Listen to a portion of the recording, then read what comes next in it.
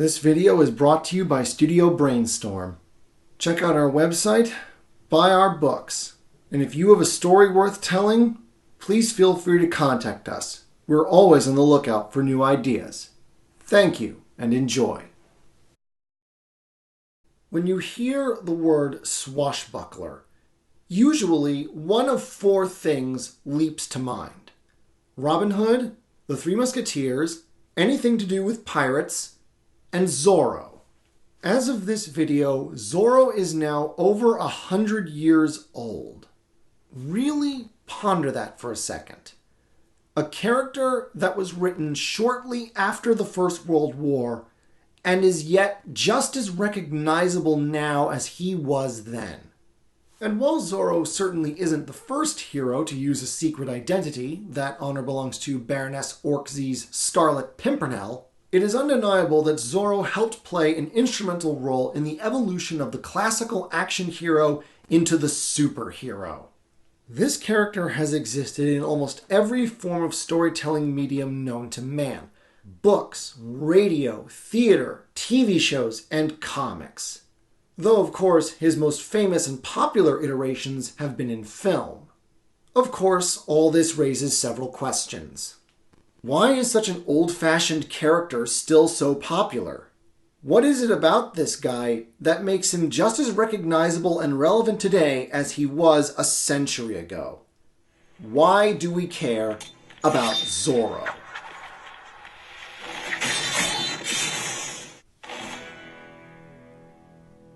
Naturally, I must begin with the origin story. And since this is set in a quote-unquote historical time period, a bit of historical context is necessary first. So, Spanish California. Unlike some of Spain's more famous colonial acquisitions, California was added to the empire with very little bloodshed at all. The region was initially colonized in the 1680s by Catholic missionaries. These priests and the soldiers that escorted them built small churches known as missions, established relatively peaceful relations with the natives, again, relatively, and established a series of missions connected by the road of El Camino Real that stretched from modern-day San Diego to Sonoma. Even though the missions were all situated within a day's ride of each other for ease of communication, they remained relatively isolated from one another. Mass settlement of California itself only really began to pick up around 1784, when the Spanish crown began issuing large grants of land known as ranchos to retired soldiers. Some of these land grants were so generous that many of these veterans were able to set themselves up as the New World equivalent of landed gentry.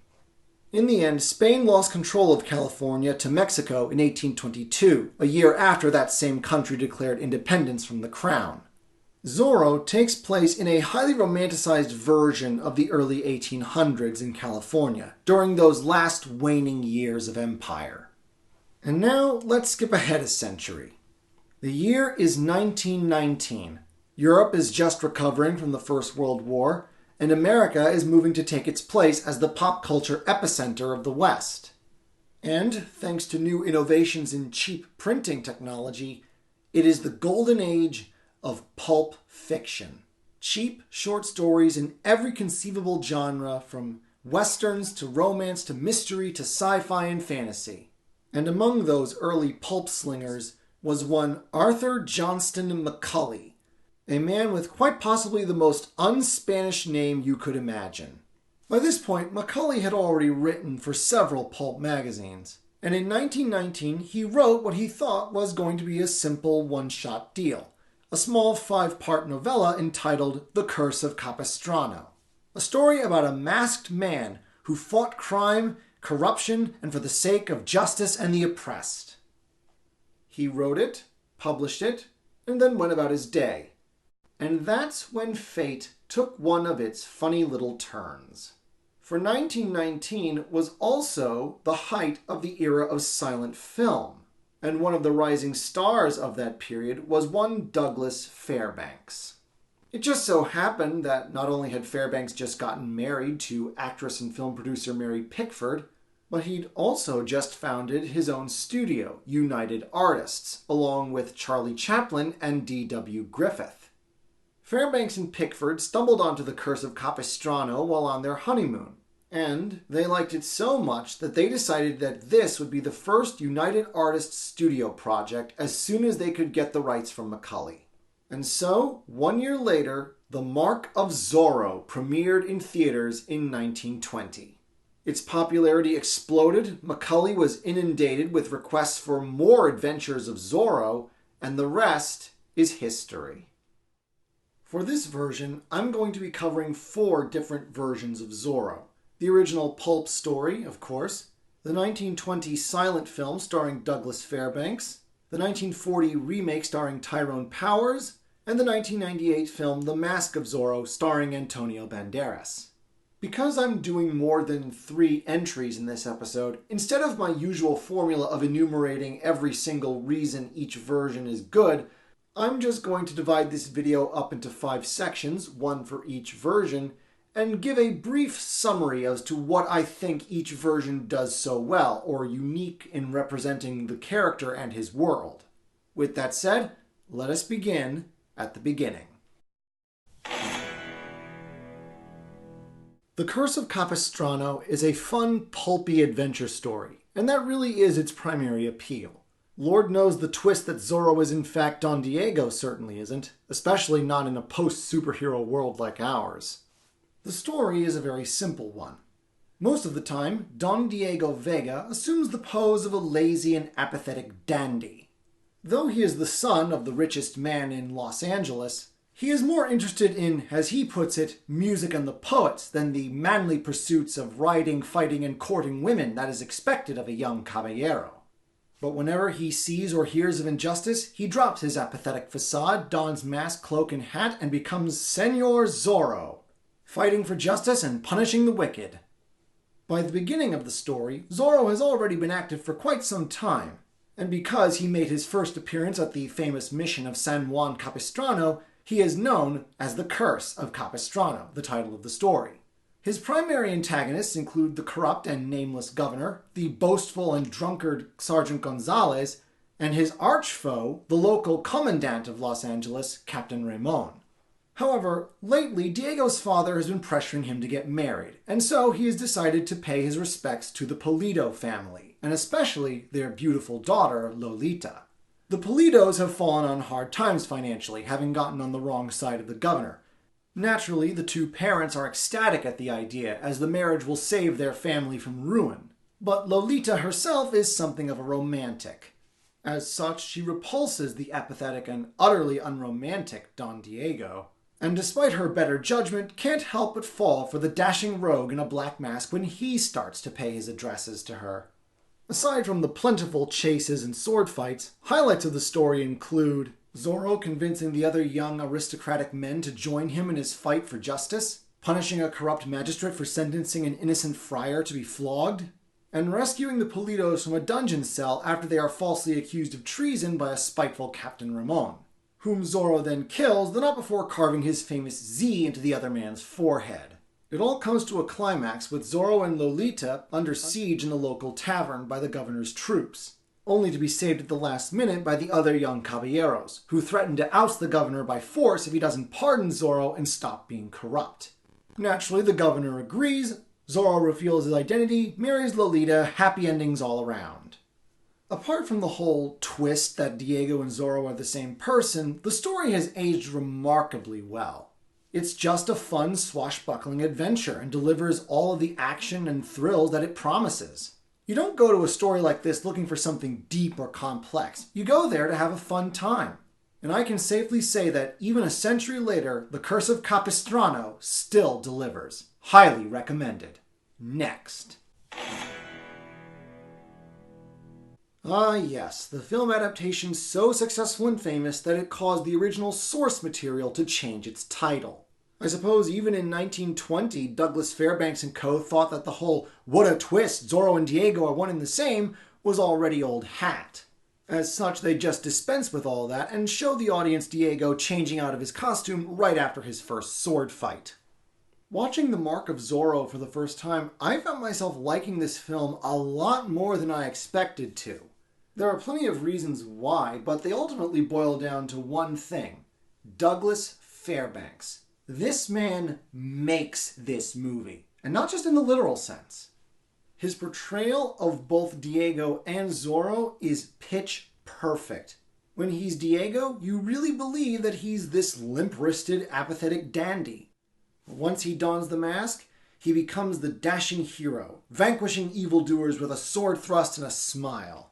Naturally, the story has been shortened and simplified to fit within a 1.5-hour runtime, but most of the major story beats are still there. Zorro and Diego's romance with Lolita, rallying the caballeros, punishing the corrupt magistrate, and freeing the Pulidos from jail. Really, the most significant change to the story is what they did with the character of Bernardo. Bernardo does appear in the original book, but there he's just a deaf-mute native servant of Diego's. In the film, he seems to have been promoted to the role of sidekick, often delivering messages for Diego or bringing him news of events.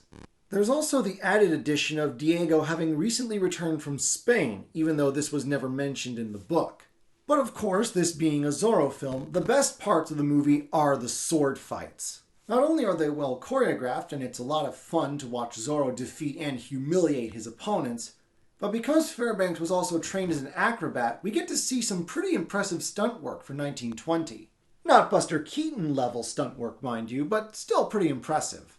But of course, the best scene in the whole movie is the climax. Not only do we get a really great chase scene where Zorro is pursued by a small army of troopers and Fairbanks gets to show off even more of his acrobatic skill, but it all culminates in a final sword fight between Ramon and an unmasked Diego. I actually really like it that they decided to have Diego fight Ramon as Diego rather than as Zorro as he did in the original book. If only because it's just so satisfying to see Diego drop his figurative mask and slug Ramon right in his face. The duel finally comes to an end with Ramon's defeat and Diego forcing the corrupt governor to abdicate. As I said earlier, I really enjoyed the Mask of Zorro silent film far more than I expected to. In fact, it may just be my favorite Zorro movie, not just because of its loyalty to the source material, but because it really understands what the source material is all about, and what the character of Zorro is all about. Even if you don't like silent films, I highly recommend you watch this movie. It has aged remarkably well. Next. Although technically a remake of the 1920s version, The Mask of Zorro 1940 takes quite a few liberties with the story. Once again, we have Diego return to California from Spain, but this time there's no Bernardo. Lolita is the niece of the corrupt governor, and instead of Captain Ramon, we have Captain Esteban, played by Sherlock Holmes actor Basil Rathbone. Also, where in the previous versions Zorro fought against crime and injustice more broadly, in this film, Diego dons the mask for the specific purpose of terrorizing the governor, Luis Quintero, into abdicating and naming Diego's father, Don Alejandro, as his successor. While I maintain that Fairbanks is still the better Zorro overall, Tyrone Powers does a pretty decent job himself in the lead role. He certainly has all the roguish charm that the character calls for, and he's certainly pretty handy in a sword fight.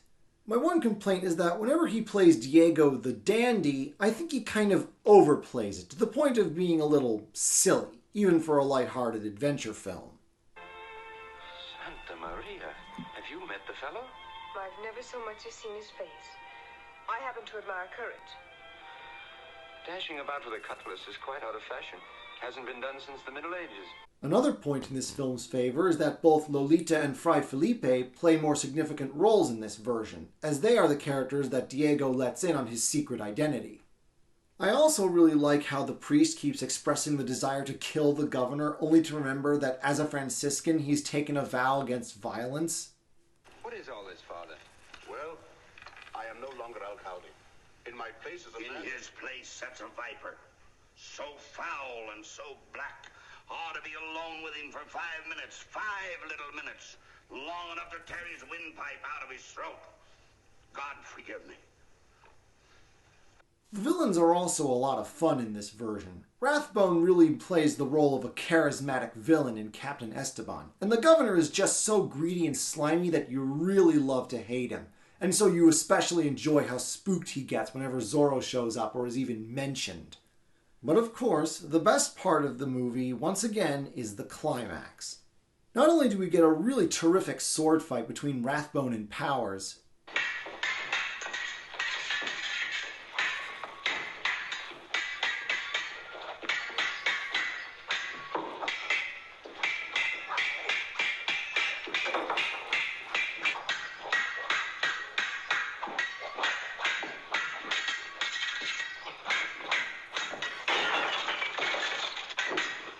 but the film ends in a massive final battle between the governor's troops and the combined forces of the Dons and the peasants. Also, there's this.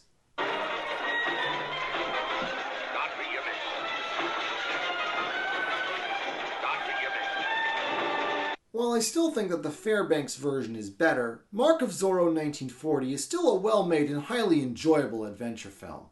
If you have the time, I definitely say it's worth a watch. Next. 1998. CGI in films was barely a decade old and already moviegoers were getting sick of it. Well, CGI explosions anyway. That and disaster movies. As a result, a classic swashbuckler like the Mask of Zorro, with sword fights, real stunt work, and mostly practical effects, must have seemed like a breath of fresh air. That's not to say the Mask of Zorro is completely bereft of explosions.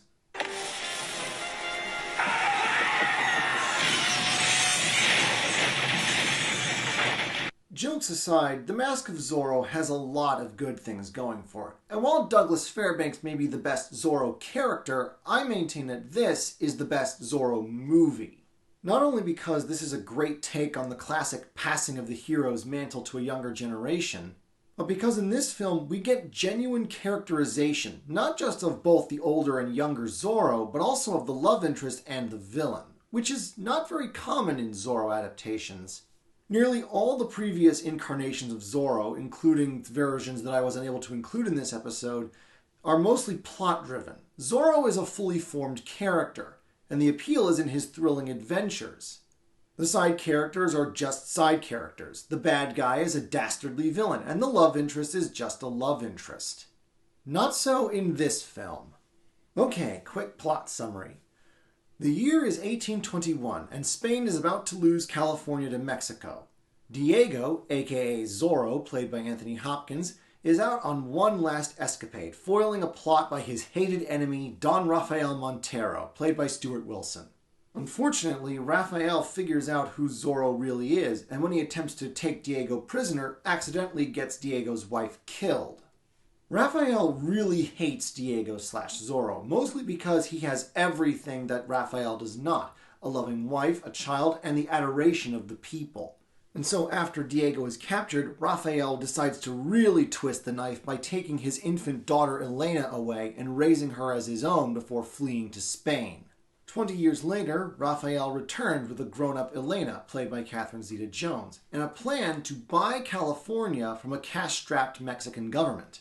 He plans to do this by using gold from a secret mine that the Mexicans don't know about. Technically, of course, all this gold belongs to Santa Anna, but fortunately for us, he's completely unaware of its existence. Now, for the deception to work, all these bars have been marked with the Spanish seal so that he will think they've come from Spain. You see now, gentlemen, is it becoming clearer to you?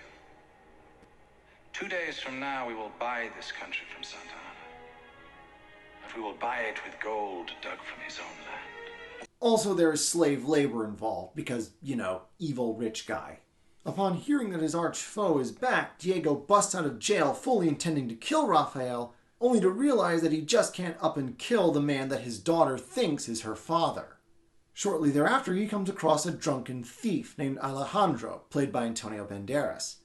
It turns out that when Alejandro was a boy, he and his brother helped Diego during his last adventure as Zorro. Unfortunately, Alejandro's brother was recently killed by Rafael's chief lackey, an ex-US Army officer named Captain Love. And like Diego, Alejandro seeks revenge. So Diego decides to take the younger man under his wing and train him as the new Zorro.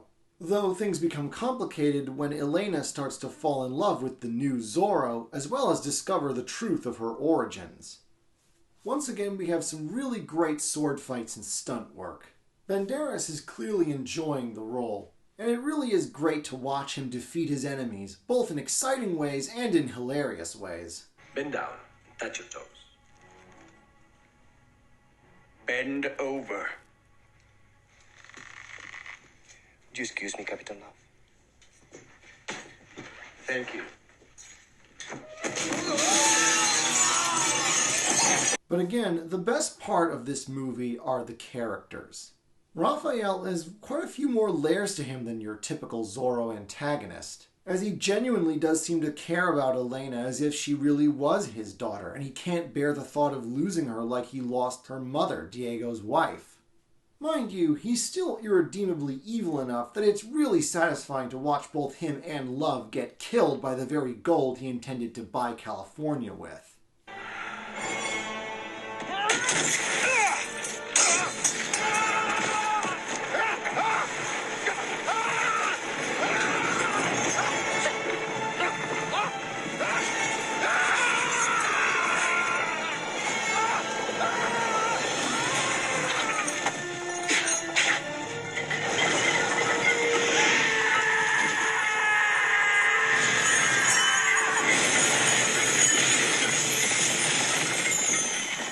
Earlier in the film, Raphael declares that he is better than Zorro because he doesn't hide behind a mask, and yet we clearly see that he has anything but the best interests of the people at heart. It's a really nice parallel that the genuine hero hides behind a literal mask while the duplicitous villain wears a figurative one. Elena is also very well fleshed out. Instead of just being the obligatory love interest for Zorro, she gets her own little side arc as she tries to piece together the truth about who she really is and where she comes from. And Zeta Jones gives her great chemistry both with Banderas and with Hopkins. It also doesn't hurt that she's not half bad with a sword. Fun fact, Jones, Hopkins, and Banderas were all trained for this movie by the legendary fight choreographer and Olympic sword master, Bob Anderson. Not only did this guy choreograph the fight scenes for films like The Princess Bride, The Highlander, and Lord of the Rings, but he even donned the Darth Vader suit for the lightsaber duels in both The Empire Strikes Back and Return of the Jedi. But of course, as befits a Zorro movie, the best performances and the best characters are naturally the two Zorros. Anthony Hopkins really sells the role of the aged hero turned mentor, and by far delivers the best performance in the whole movie. As a teacher, he's not afraid to knock Alejandro down when the latter is getting full of himself, but he's also perceptive enough to know when his protege is truly ready to bear his mantle. Also, this is probably my favorite exchange in the whole movie. Do you know how to use that thing? Yes. The pointy end goes into the other man. This is going to take a lot of work. His best scene overall, however, might be an exchange between him and Elena, where he listens to her talking about her life in Spain and how she never knew her mother. You can clearly see the pain of 20 lost years written all over his face. Like I said, best performance in the movie. And then there's Alejandro. In a way, he starts this movie kind of like an early 19th century fanboy. As a child, he clearly idolizes Zorro, and when Diego takes him under his wing later on, he sees it as an opportunity to be the gallant, dashing hero, wear the mask, and do amazing deeds. Though Diego is quick to take him to task on that score. You think stealing a horse and scratching marks on the wall makes you worthy enough to wear that mask? Be careful. Zorro was a servant of the people. He was not a seeker of fame like you. Buffoon. As the ostensible main protagonist of the story, he has enough courage and a good heart that we're willing to cheer for him, but he also has enough flaws in the beginning, plus the fact that he's learning the ropes, that we're able to laugh at him at the many times that he gets cut down to size.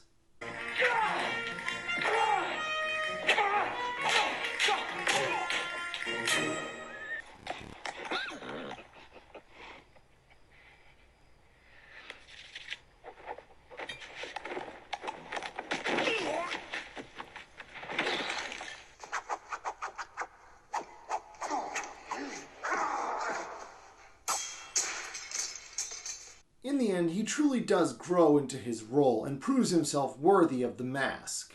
Always a satisfactory ending to a hero's arc.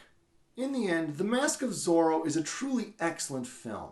It really captures the spirit of both its source material and its main character. And it's one of those movies that makes you wish that Hollywood would make more like it. Then you remember that the legend of Zorro exists, and you find that you're actually pretty glad with what you've got. Often what makes a character or a story classic is when they have really survived the tests of time. That they've been around for so long and yet are still able to be enjoyed by future audiences. Zorro has existed in countless iterations and adaptations. Far too many for me to include all of them, or even a fraction of them in this video. I was limited to just the most famous versions. In a way, it's comforting to know that Zorro is still as enjoyable as he was back in 1919. I know the term escapism is no longer quite as derogatory among critical circles as it used to be, but I sometimes get the feeling that there are quite a few people that still look down on stories of high adventure, dashing romance, and excitement. Yes, Zorro is rarely very deep, but it doesn't need to be. And more importantly, it doesn't pretend to be. Sometimes simple heroism is all you really need.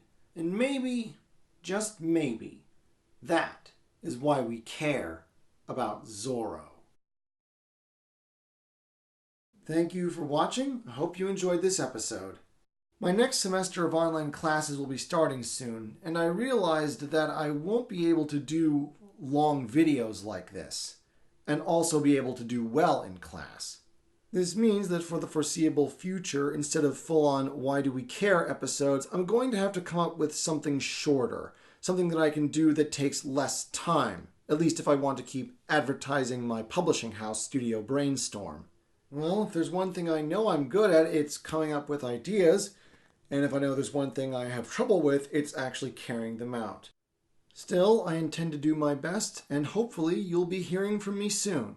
Until then.